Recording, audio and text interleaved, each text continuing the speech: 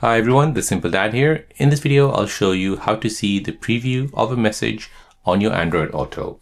So when you receive a message on Android Auto, it usually just says message received from someone. However, it doesn't show a preview. So if you wanted to show a preview of one line of what the message reads, then let me show you how to do this.